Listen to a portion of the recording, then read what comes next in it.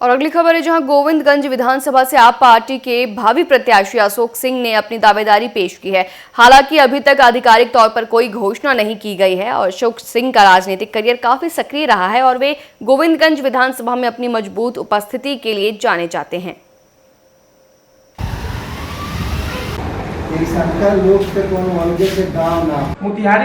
मोतिहारी जिला अंतर्गत गोविंदगंज विधानसभा के ऐसे अनोखे प्रत्याशी के पास पहुंच चुके हैं। आज खास मुलाकात में इनसे मिलेंगे और जानेंगे कि आप आदमी पर कितना विश्वास है और किसके लिए आप चुनाव लड़ना चाहते हैं, क्या उद्देश्य है और कर्मठ और निष्ठावान व्यक्ति में यहाँ जाने जाते हैं। तो आज इनसे मिल के ही जानेंगे कि आपने आम आदमी पार्टी क्यों ज्वाइन किया, किस लक्ष्य, किस उद्देश्य से। सर बताना चाहेंगे?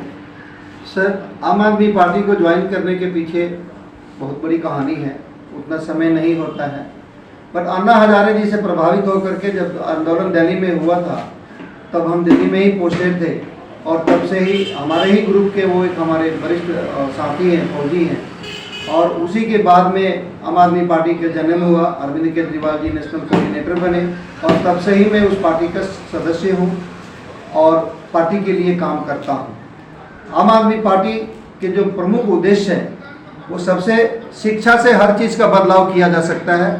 तो सबसे पहले हमने दिल्ली में 50,000 वर्ल्ड क्लास के क्लासरूम बनाए, अपने टीचर्स को बाहर के देशों में भेज के वहाँ से उन्नत चीज़ें सीख करके आए, वो दिल्ली में लागू किए।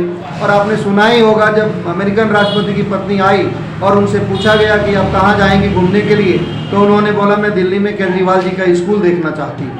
तो ये एक बहुत बड़ी बात होती है जब अमेरिका जैसे देश के प्रधानमंत्री की पत्नी ये कहती है। हमारा मेन उद्देश्य जो है शिक्षा में मूलभूत बदलाव करना है, स्वास्थ्य में मूलभूत बदलाव करना है, महिलाओं के उत्थान के लिए काम करना है, फरिश्ते योजना लागू करना है। हमने जो घूसखोरी है, रिश्वतखोरी है यहाँ के तंत्र में, उसको हटाना है और बढ़िया सड़कें देनी है।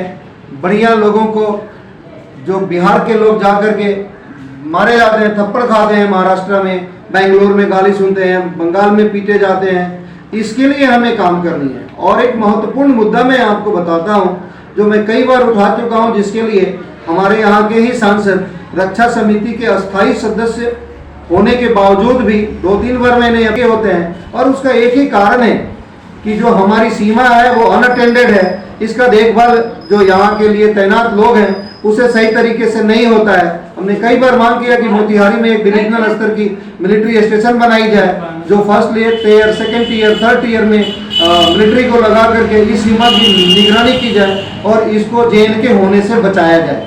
तो हमारी पार्टी की सरकार अगर बनती है, हम इस क्षेत्र में भी निश्चित रूप से बढ़िया काम करके दिखाएंगे। चलिए, कहीं न कहीं से मिला जुला के इनका एक ही लक्ष्य है कि बिहार से भ्रष्टाचार को मुक्त बनाना है और फिर से बिहार को बचाना है। तो मेरे सहयोगी मोतिहारी से ओम प्रकाश तिवारी के साथ सर्वकुमार गिरी।